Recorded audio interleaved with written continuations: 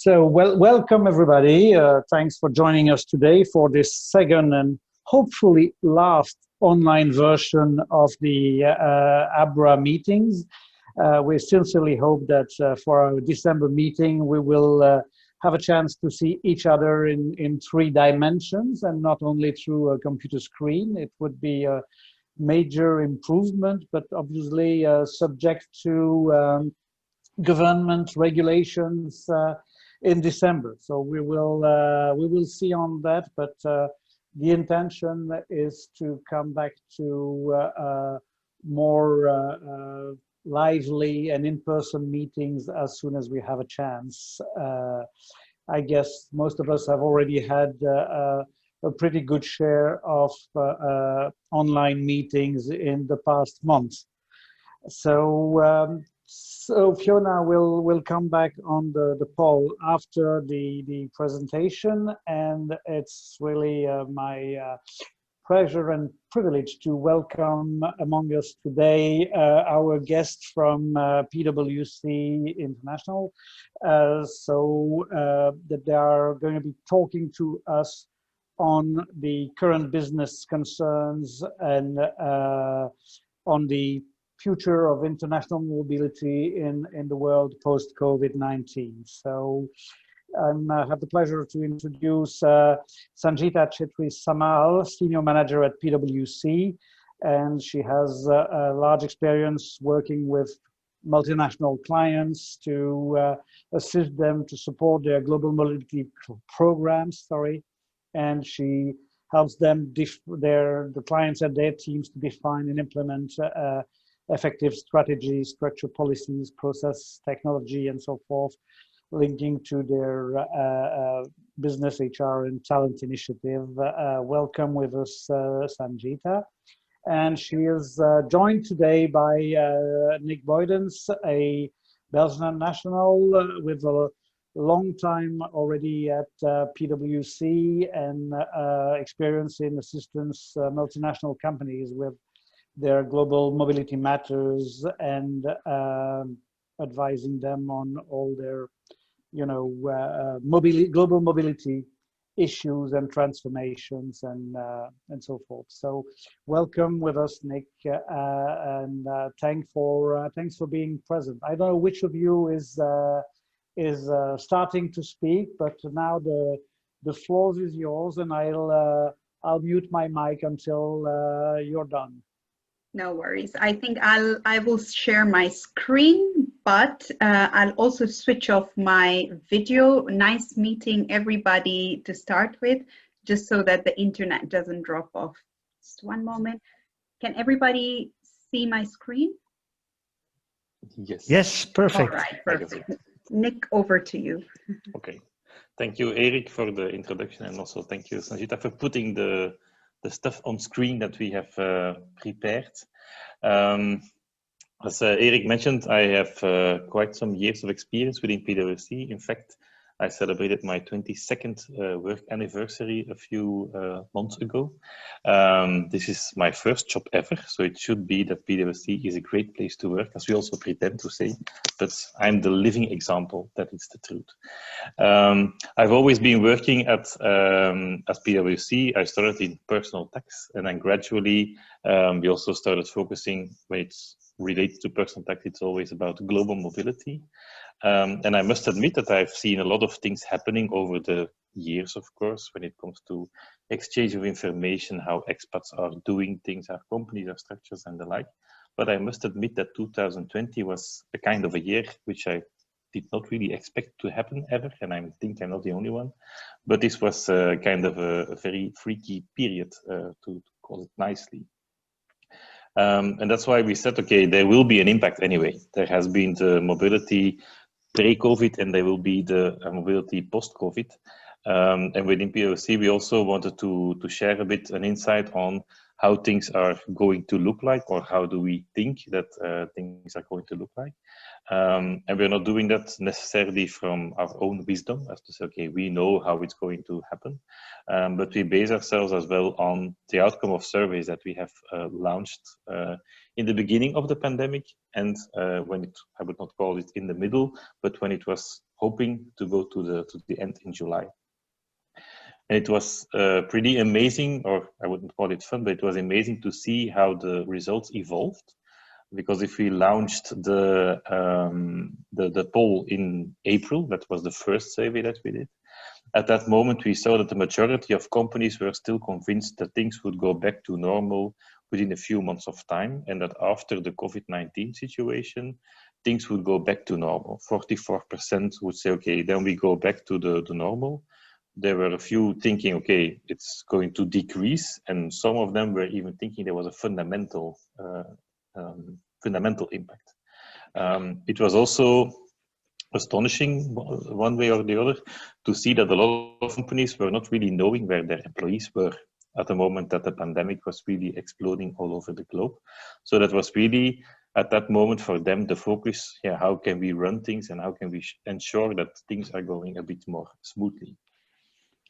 Then we said, okay, that's the result in April. We might have hoped, all of us, that it's going to be to a back to a kind of normal in July, August maybe.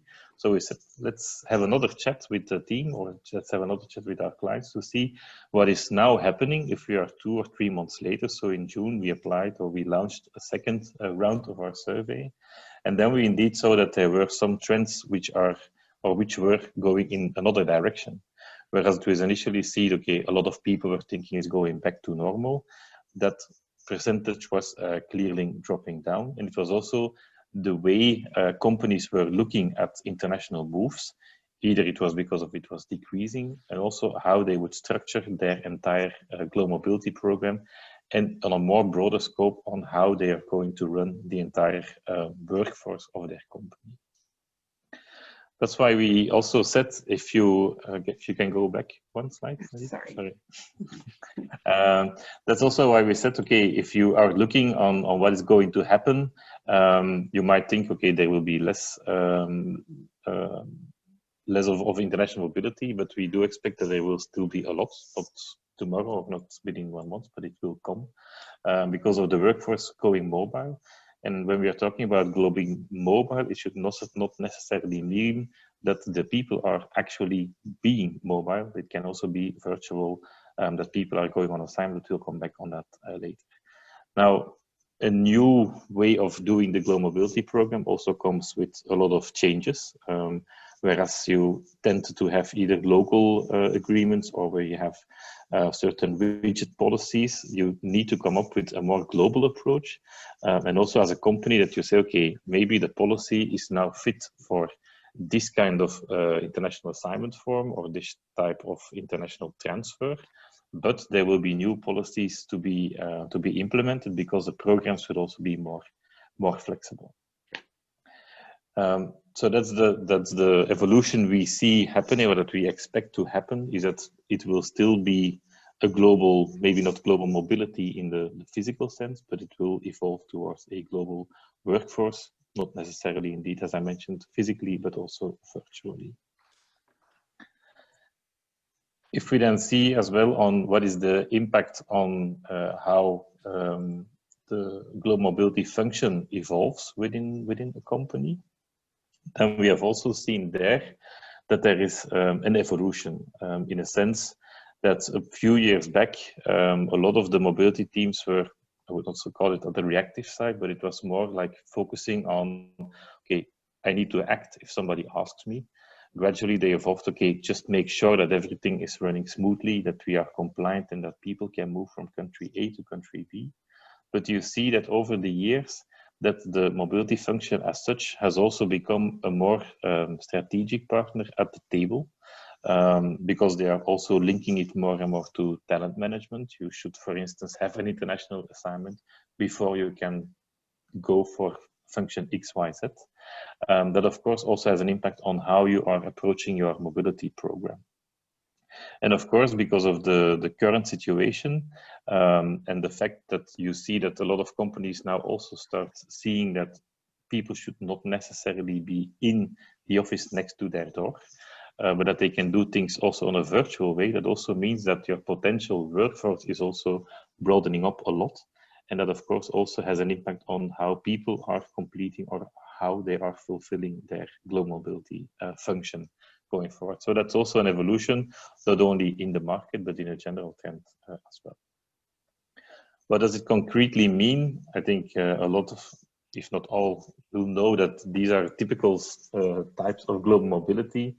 Long-term assignments, I think these have been going down over the years anyway, but you have the short-term assignments, you have people commuting, business travelers. But as mentioned, there is now a kind of the new kid on the block, which you might hear from clients, or which you might hear in the market, is it's all to do with virtual assignments. That's going to be the new hot topic in the global mobility landscape for the coming years. And if we are talking about a virtual assignment, then there are a lot of angles that you need to consider. You can simply approach it very simple, but it's not merely working in another territory. It's going further, it's going beyond that, that aspect. And it's also that there are coming a lot of challenges with allowing people to work virtually. So we have had cases with clients whereby they say, okay, we continue to work from the place where we were stuck, or we are starting from another location. And that, of course, will be very nice towards your employees to brand yourself as a global company and to say, okay, we give you the benefits and the opportunities. But there are, of course, also a number of risks, which can be very tax-driven, also security-driven. To name one is, for corporate tax purposes, for instance, is that there could be some issues from a permanent establishment issue. But I'm not going to dwell into the technical stuff. That's certainly not the purpose. But it's something to create an awareness that it's a new kid on the block, a new hot topic, but that there are some aspects to be considered if you are talking, or if you hear clients talking about this aspect. But Sanjita will happily guide you through more reflections on virtual assignments. Sure. Thank you, Nick, for the nice introduction.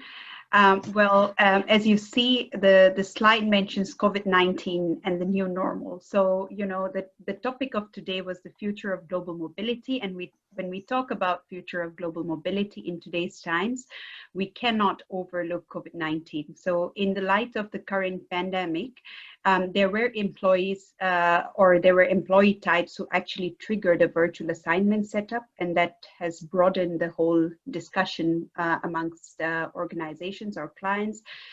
If this could not become an extended policy or an extended way of global mobility or encouraging global workforce. So the first type of employees were the business travelers who were or are stuck in the travel locations due to travel restrictions. There were assignees who are awaiting to start their assignments still in their home location due to travel restrictions, but who have started working for the host locations remotely. And we hear a lot of those cases. And also assignees who have returned to their home location, but who are still working for their assignment in the host location. The next category is permanent transfers. So employees who have been agreed to be transferred to the new host location, but they cannot travel. And they remain in the current home country, but they continue to work for their host country.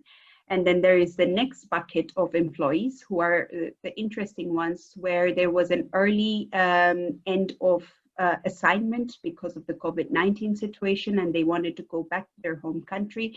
But despite of going back to their home country and joining their home firm, they still continue to work for the host employer. When we think about virtual assignments, we should think about such employees who can trigger a virtual assignment setup. But on a more extended level, I think since this worked for a lot of organizations, they have started considering virtual assignment as, like I mentioned, as an extended arm to the global mobility policies or programs. The most important question here is, what is the business case for virtual mobility, and how does that break certain barriers of traditional assignments? Now, virtual assignments enable organizations to eliminate the risks of traditional assignment, especially during the unprecedented times. This helps to a great extent in continuing business as usual. Virtual assignment also solves several challenges related to visas, work permit restrictions, etc., and could be an easy solution for an employer to get someone on board. I think that's quite common these days. As most of you will also agree that the topmost reasons for employees to opt in or out of an international assignment, especially for employees with families, young children, was either the career of their spouse or education of their children and certain family arrangements. That has been able to be tackled through the topic of virtual assignments. And that also enables employees to be a part of a global or a wider global workforce without having to really relocate.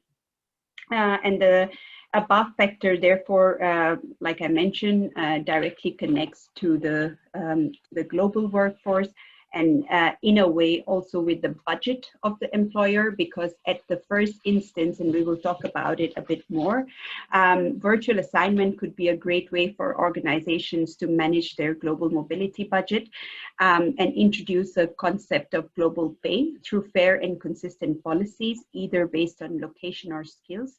But there are other, as we are discussing and seeing this more and more, there are other factors to be considered which has direct or indirect impact on the cost, and we will talk about it in a while.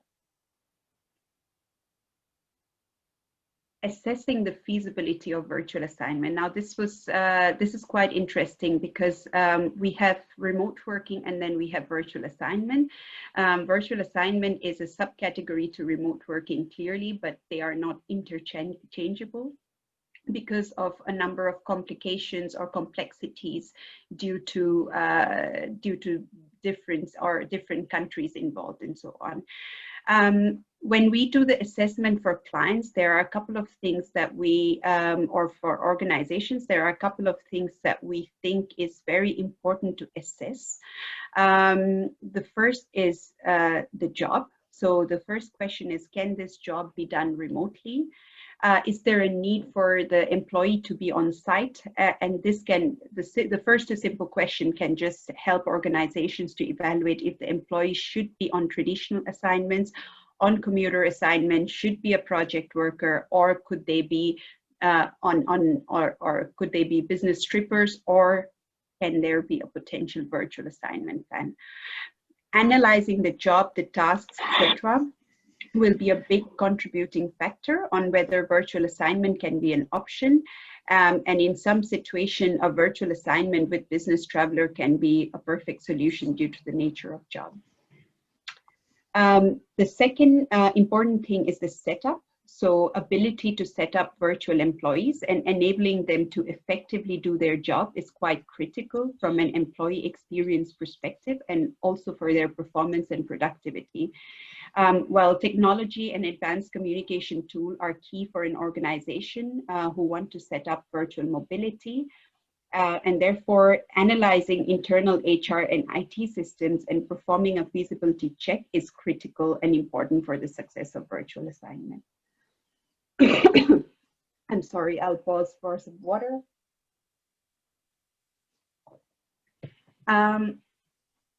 Third, I wouldn't really undermine all the rest by saying most important, but it is definitely one of the key things to consider. It's the compliance.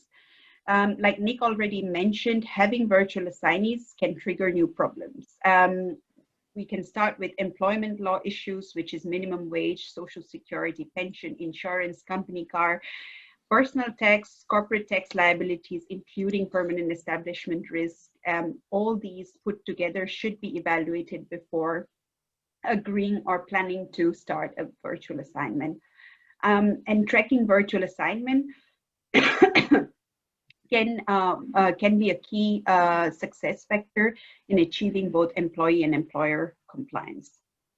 And next to that, GDPR assessment should be duly done when setting up virtual assignments. Of course, there are experts in each of these areas. Personally, when working with organizations or looking at such a big topic, we always include experts in every area to make sure that all these topics are tackled by the experts and in the right way. Cost considerations, again, that was and now it's becoming all the more relevant. Using virtual assignment, like I mentioned, can reduce or eliminate costs associated with the traditional mobility, but we need to be careful of the hidden costs and the cost of compliance, and that should be effectively managed. One of the things that we saw or we see could be a quick and easy win to do that is for clients to be able to capture both direct and indirect costs to avoid surprises, and also to have a solution to create cost estimates and set up process for collecting actual costs. And these are quick ways for an effective cost management. The next is acceptance. Well, I think organization readiness is always important for virtual assignments to be successful. This has an impact on performance and employee experience, and eventually talent engagement and reaction. If the company already had a remote working policy in place, chances are that virtual assignment will seamlessly or more easily fit in. And being ready, as I mentioned in the beginning, is the key and should not be underestimated. And surveys are really a quick and easy way to know or understand organization readiness. One soft aspect is the culture part. So cross-cultural differences, again, should not be underestimated. Different nationalities, different way of working and communicating could create misunderstandings and frustration. Different cultures have different communication style, attitude towards conflict management, completing a task, in decision-making styles, and name it, right? And a good assessment of employees before they are put on a virtual assignment setup could eliminate these issues that might trigger due to cultural differences. A pre-travel to the host location before the start of virtual assignment could help in establishing relationship. So that's one of the quick things that we can think about from a culture perspective. Employee proposition, again, a clear employee proposition should be laid out. So what does it mean for the employee? Quick flexibility, work-life balance, and so on and so forth. But most importantly, connecting to the company's value.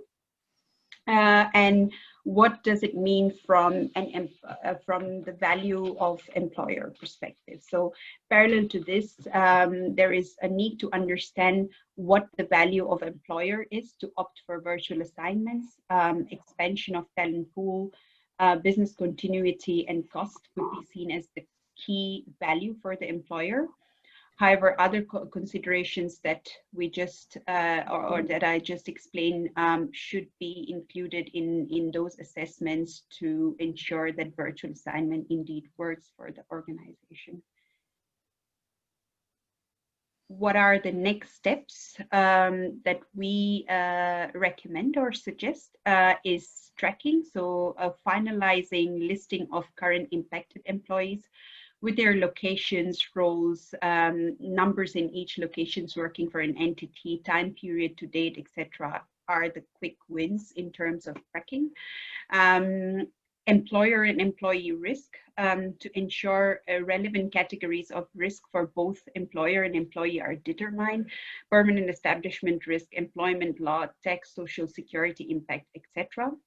And also ensuring appropriate stakeholders are involved in decision-making or review process. And then next to that, compensation and benefits. So discussing approach for reimbursement of time and expenses, living expenses, medical insurance, discussing core benefits like medical insurance, life insurance, etc. becomes important. And also assessing and determining risk categories for employees, bucketed, which is more a bucketed approach, and approval process and downstream implications should also be considered while setting up this process. With that, I will pause and thank you for your attention, and then we'll open up for questions, and then maybe Fiona, you can do the polling as well. Yes, of course, my pleasure. Should I stop sharing? It will also enable me to look at people because I can't. There we go. How do I? Yes. Good, good, good. All right, perfect. Now I see everybody. Hello. Yes, and you can actually, in the top hand corner, you can change between speaker view and mosaic view, for those of you interested. So thank you, Sanjita. Does anybody have any questions before we launch into the polls? Because we did have... Dave, yes, please, Eric. Dave. Was I before you, Eric, or? Yes, yes, you were before. Okay, Sanjita, you mentioned it clearly, but still rather quickly. Everything that has to do with compliance, of course. If a person is working from another country, for you here in Belgium, for example, or the other way around, one of your employees is working or living here in Belgium and working for an overseas entity. On the compliance side, there are a lot of things to look at, like labor law, of course. What's the relation? Like social security, very, very important. And then indeed, personal and or income, company tax. So the tax side, you mentioned it. That's not the point. Permanent establishment for the risk for the company, but also where is the employee going to be taxed? Can you? I know it's early days, but can you or Nick already give a little bit of information on how easy or probably how difficult it is to tackle that as a company? I can start and maybe Nick can add on. How easy or how difficult? Initially to put 2 + 2 together was not easy because it was a crisis management that I don't think any of us, at least Nick or I, have not experienced in our lives. It wasn't easy, but now we have a clear way to evaluate the situations based on the virtual assignment bucket. And at the end, when I said bucketed approach, that's what I mean. What we do is we work with the clients to kind of create clear buckets of virtual assignments. So employees who is working in country A, but moving to country B, but working for country A, and vice versa, people who will be working for both countries, depending on what their situation is or what category of virtual assignment they fit in. We have a very good analysis that we do, and which includes in simple words, we can talk for hours about it, but we really first see what is the issue with that bucket, why is this an issue, and what can be done to manage the risk. And we come up with very simple ways for clients and for organizations to manage this. It's not a very extensive or very costly technology. It's just a simple matrix that we put together to support the clients to make sure that they're compliant in each of these silos, if I can call it, for the virtual assignment in their organization. Does that answer your question? And Nick, if you want to add anything. I think the only thing to add is that we can indeed have the matrix and the solution whereby we can have all of the information. I think the knowledge is there. But the basic question is still, do you know where your people are? And of course, gradually we're evolving to a situation where it is known, because people are indeed saying, okay, guys, I'm here. But it's sometimes, and also because of the virtual setup, and that all of a sudden we were really believing in the capabilities of screens and computers, that people they took their laptop and they went to France or to Germany or to whatever to join the family, and they started working from another country. And the question is, of course, do you know as an employer? And if it's the neighboring countries, then we had the luck that the Belgian authorities, after a while, were also a bit collaborative, but there are still country combinations which are not covered. And if you then do not know as a company where your employees are, then you might have an issue which you don't even are aware of. So that's also another topic to have that addressed as well. Excellent. And by the way, just the last point, PwC, I remember you have a special app that you put at the service of your clients, whereby the international mobile people can every morning say where, in which country they are working, right? Yeah, yeah. That's the My Tax Locator, it's called. Yeah, indeed. Excellent. That answers my question perfectly. Thank you. Eric, over to you. Yeah, well, I had two quick questions. Mm-hmm. One is when you're talking about that virtual type of assignment, will the employee then remain on his home payroll, or depending on the case, or depending on the case? So okay. Depending on the case. So for example, there are clients with different kind of virtual assignment setup. Like I mentioned, there are clients who have actually in the same organization assignees who are in the home location payroll. It's just that because they are anyway working remotely, they would like to work from, let's say, instead of Belgium, work from Switzerland.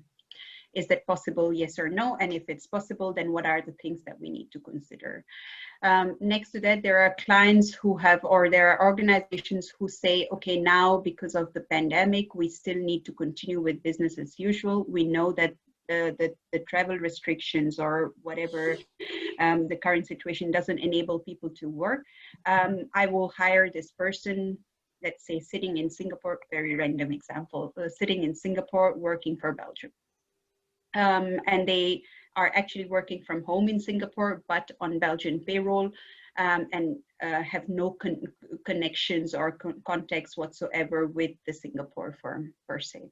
So there are different types of virtual assignments. There could be situations where they are partially working for a foreign country, but also has some roles or tasks in the home country. So a split situation. But now I think because the virtual setup worked, we see that organizations are more and more confident that a virtual assignment will also work.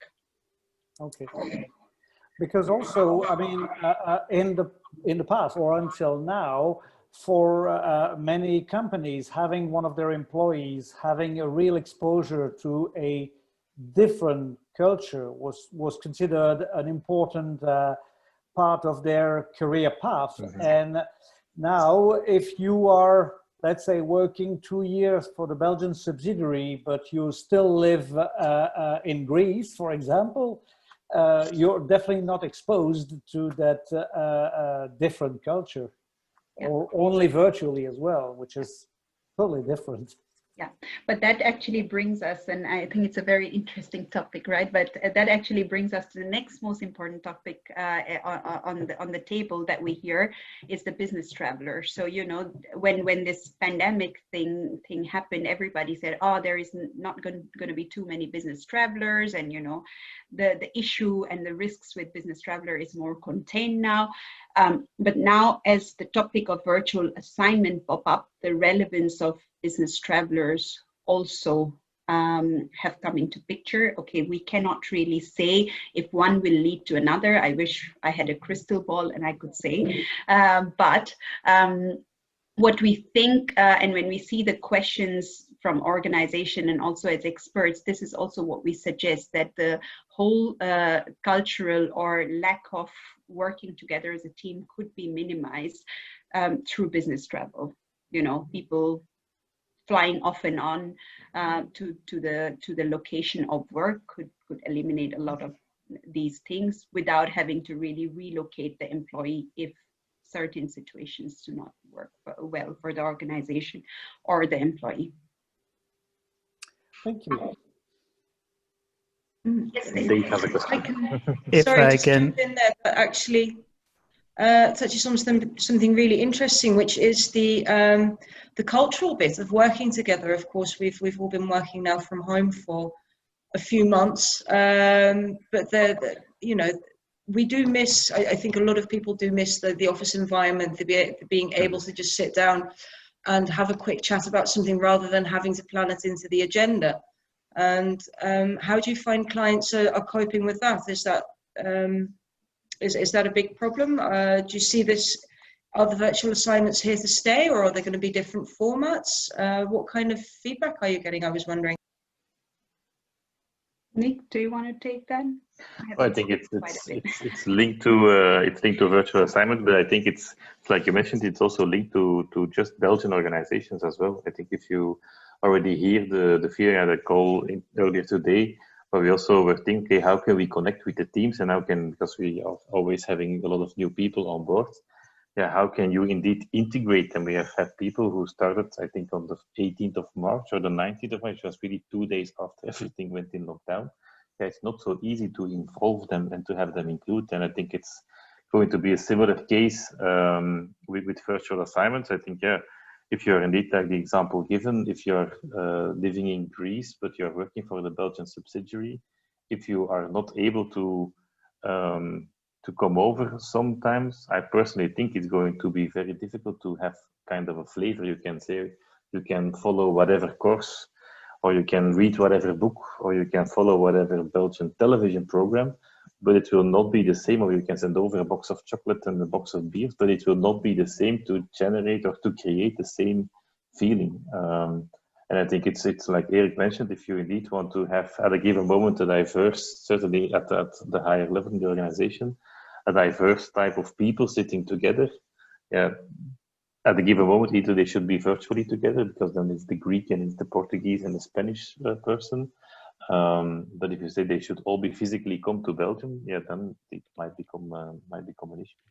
To see whether companies are indeed already taking action right now, I think a lot of them are still recovering from dealing with the mess they were facing until a few weeks and a few months ago. And I think also speaking, it's also, if I look internally, that's also when there were a lot of initiatives taken just to stay connected and this and that. But then because of all of the internal meetings and all of the calls, you start seeing kind of a decline. But on the other hand, you know that you should pay attention to that if you want to ensure company culture or country culture to be adopted. So if it's already on the top of the agenda, I don't yet see it. Maybe Sanjita has other insights from her clients. But it's going to become more relevant on longer term for sure. No, I think what you said is really correct, Nick. And just to add on, Fiona, two most important things that's, I think, on the table when you talk about virtual assignment. One is, and we don't do that ourselves, but we do know that there are third parties, and maybe there are audience who do that internally, but there are cultural calculators through which you can determine, and I see Dave smiling, maybe you know of one of the providers on the call. So I think that could really bring up this topic in the light of how we can evaluate whether one culture works well with another culture. It's a very sensitive thing, right? And I can really say that, I come from a different part of the world, and I am in Belgium, and I see the work cultures in the two lands. It falls apart. There are different priorities in each land, if I can say that. And there are different things that makes an employee happy or unhappy. And then next to that, I think talent engagement is key, and it cannot be consistent across, because how an employee of a certain characteristics could be engaged will completely differ from another employee. Some employee might really work very well. We see that in our own organization in the virtual setup, because they are so used to keeping in touch with people and getting, updated and making sure that they are constantly in touch. And then there are other people who, for example, were doing quite well in the office setup, but they find it really hard to work in a virtual setup because they do not know if they are going to trouble somebody if they set up a call or ping them or whatever. So in other words, I think these two things will be important. We have our HR management team who works very closely on these two topics, but definitely this is not highest in the priority list for clients, but one of them that's relevant.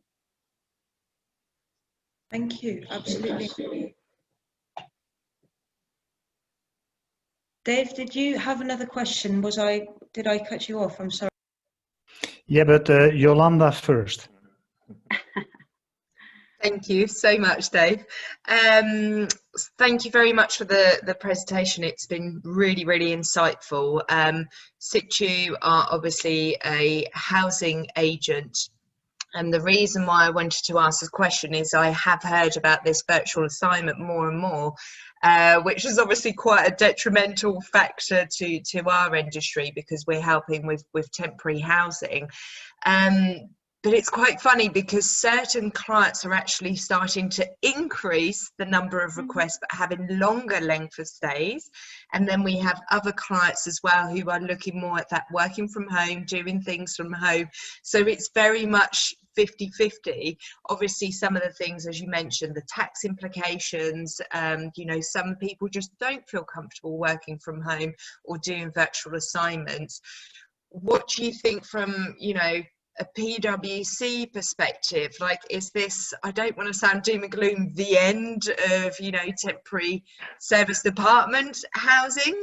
You know, what sort of avenue do you think we should be going? Because it's a big factor in our industry. Personally, I would say not at all. I don't think it's the end of the traditional mobility. I think it's the beginning of an addition to the mobility concept. And to be very honest, I have heard several organizations who are saying, oh, well, that works for us. That's the new way to go. So we can now, you know, expand our global workforce, our talent pool, and we'll have more people at our disposal for international work and so on. There are clients who says, okay, we need to figure it out because we never had remote working policy per se in our work culture, but something worked, but we still need to figure out. And then there is a third category, and there are organizations who say, well, it doesn't work. There are organizations, even during the COVID-19 situation, you know, the moment there was some, you know, flexibility, they started inviting people to the company because it's just their culture. So it's very important that whenever we make those suggestions, we also see that whatever we are telling the clients or organization, for us especially, and I think it's for all of you, it's important for a long-term relationship that we are not suggesting something that doesn't work for the organization or their underlying values. Your temporary housing question, I think it's interesting because this is not the first time I heard it. I think there are different discussions at the not temporary housing, but at the housing level. One is, like I said, clients do see that there will be potential business fires. So, you know, from a cost perspective as well, instead of putting up people in hotels or so on, they could have a house which could be used by, or apartments which could be used by employees when they go to different locations or they are on projects or whatever it is. Or if there are clients for whom, you know, virtual assignment is not going to go ahead, they can opt for you know, a situation where they foresee that there will be more number of international assignees, so they are already blocking the houses or the budget for houses and so on. So like I said, I really wish we had a crystal ball. There will be so many things that could be answered, could be tackled, but we are just doing what we see could be. I think it's short term, medium term, and long term for the moment, because in short term, what can we support clients with, or how can organizations ensure business continuity? In medium term, what could be the plan of action? And then on long term, who knows what happens, you know. $1 million question. If you know that, you're really a rich person. Oh, that's interesting. Thank you. It's just funny to hear it from different perspectives as well. I mean, one of the things that we had done is obviously the COVID-19 precautions, making sure, you know, because that's such an important part of it as well. And we actually had certain clients who said to us, look, you know, we do like the option of a service department because it has a kitchen. And a lot of hotels, you know, if a client or a guest or an employee has to quarantine, then obviously it's nice to have, you know, a lounge where you can chill out and a kitchen as well, which, you know, hotels has its perks as well, of course, but, you know, it gives you that restriction in a sense. So one of the things they came back to us with were like, okay, you know, be a bit more flexible in regards to cancellation or in regards to changing dates, because nobody knows what's going on.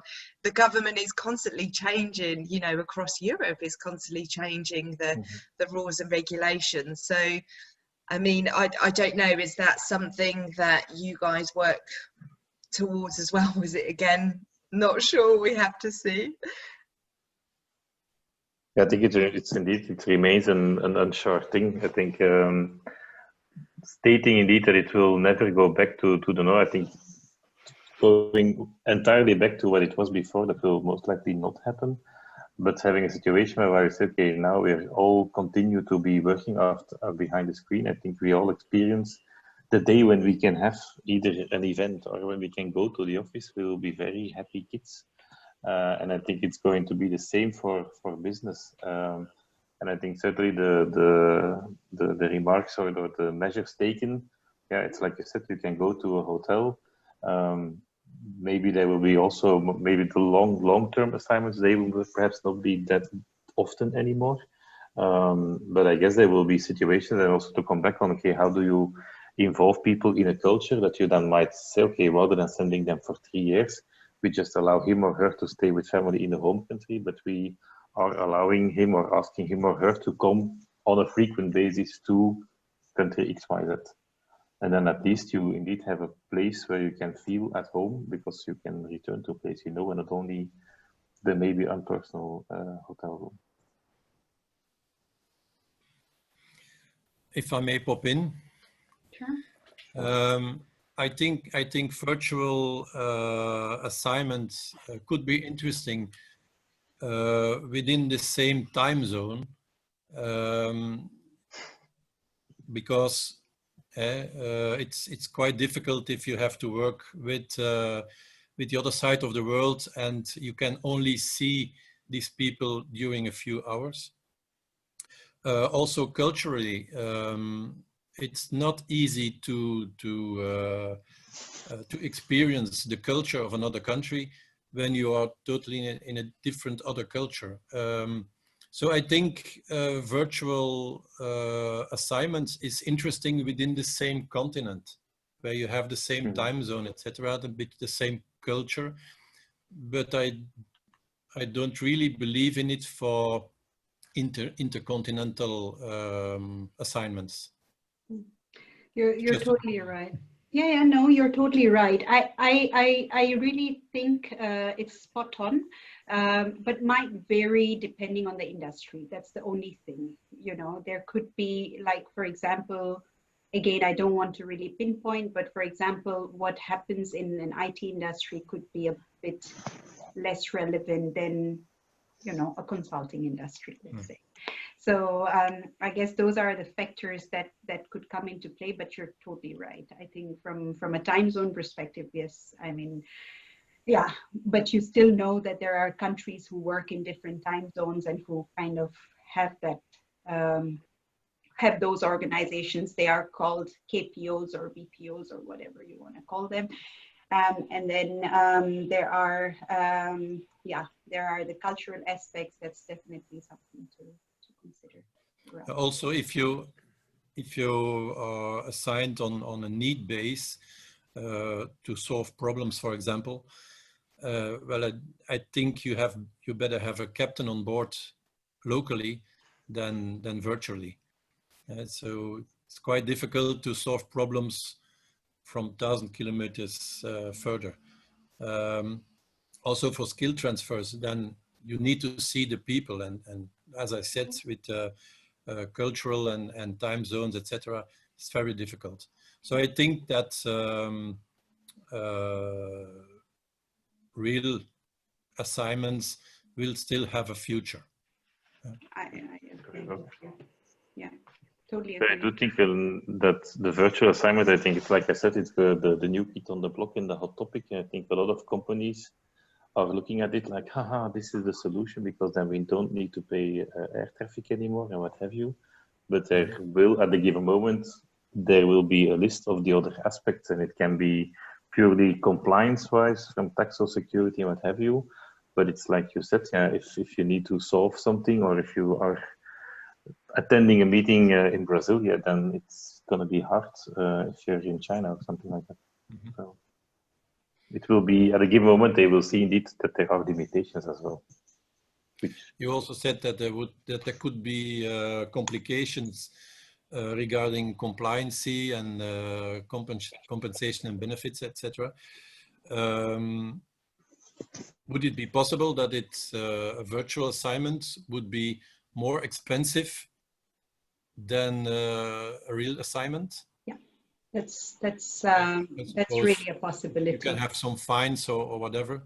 No, even I hope things are not in order. I hope it doesn't come to fines, but it really depends on which country the employee is taxable, right? So if the consequence is a higher tax, or you know, there are other service fees associated with that. For example, if the employee, because of the working situation, triggers a tax in the foreign country, then somebody needs to support for the tax filing. For example, yeah, if there is somebody who doesn't really understand French or Dutch and triggers a tax obligation in Belgium, clearly they need to approach one of the tax providers.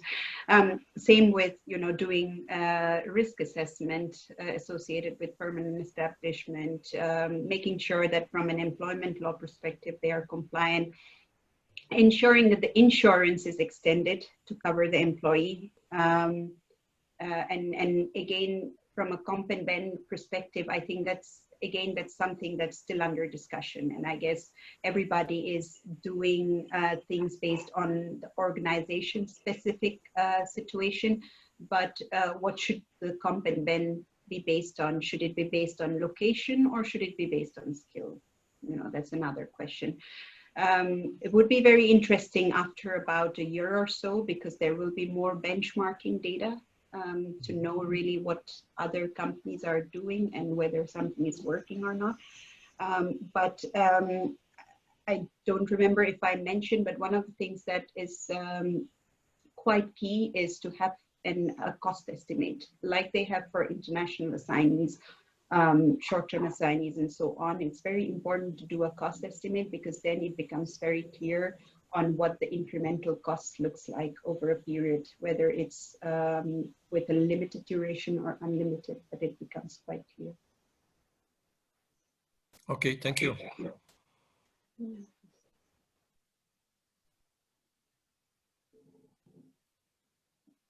Thank you, everyone. Are there any more questions, actually, or? I think Dave had a question, but it was more a comment, and it was excellent that other people asked their questions, because it's all related, right?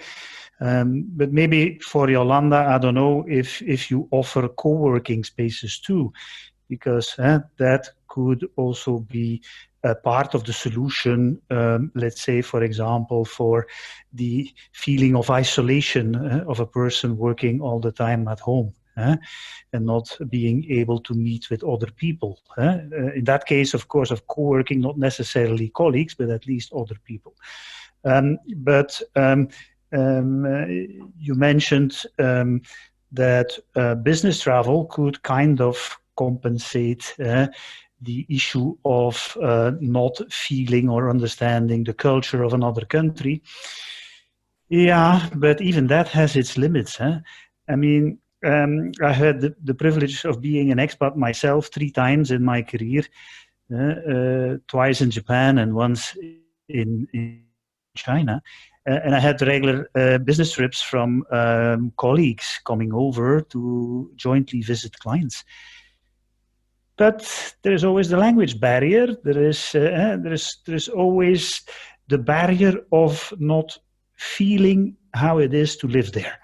So I would just want to say that business travel as a solution is half a solution. And in that sense, it's indeed more logical to think about assignments in more homogeneous cultural areas, and indeed the time difference can be a big point too.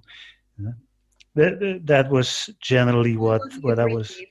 Like I mentioned, it's very short term and medium term right now. I guess, you know, what can we do to fix the problem?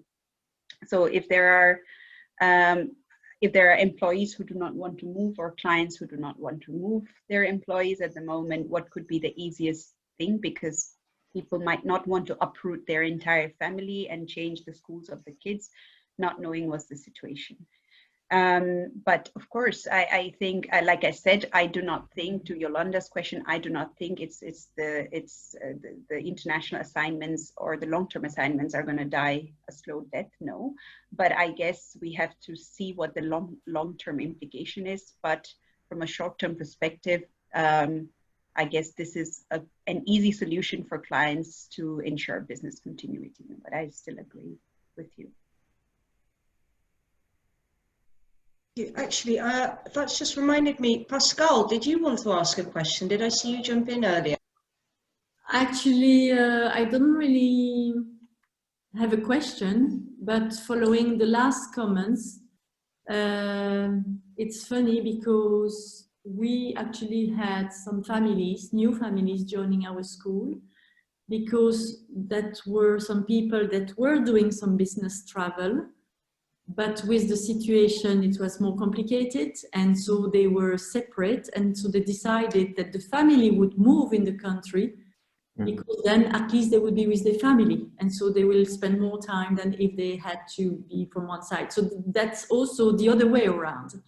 That's one thing. Another thing, I think, is also depending of which country you are talking about. Belgium is one location, but there are other locations. Here in Belgium, all the international schools are open now, and so if people want to move, we can welcome them. We can, you know, help to for the family to settle, for the children to integrate, to learn, to have their life, and so on. I've been talking to some head of school in other countries where actually, because of the country regulations, those schools will not reopen. And so for international school, there was no point to reopen because the country decided we're going to stay with schools online until earlier January, but maybe even further. And therefore, the expat community after the summer didn't go back because they are, well, if it's to be online, then we can do that from a distance. So we're not going to go back there. And then they join other schools. And so, for example, there is a school in Thailand. They had a big increase of students because a lot of Thai families didn't go back abroad, and then they joined the international school locally.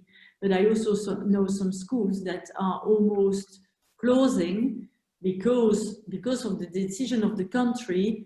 The expat families didn't move back, and they are at only 1/3 of the population that they usually have, and so it's not sustainable anymore. So yeah, there are both sides. Yeah, absolutely, totally. This is a period which where everything is new for everybody, I guess. Yeah, thank you, Pascal. Listening to all of this, I was born an optimist, of course. Those who know of you who know me know that very well. But and Nick and his colleague mentioned it, kind of. I think this is just an other option in international mobility. The others will continue to exist. Only now there is an extra option. And indeed, a cost estimate has to be made. And not only a cost estimate, does it fit with the family? Does it fit with the children? Does it fit with the trailing spouse?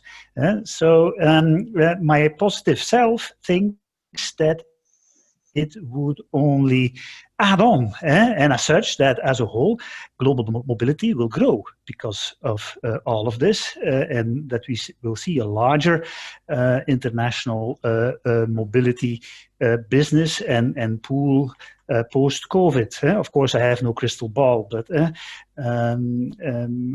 if you know how easy it is in pure practical terms of working remotely, well, at least companies will want to check it out and will be even more involved in international mobility, be it partly via virtual assignments. Mm-hmm. I still have some years ahead then. After my 22 years, I can still continue.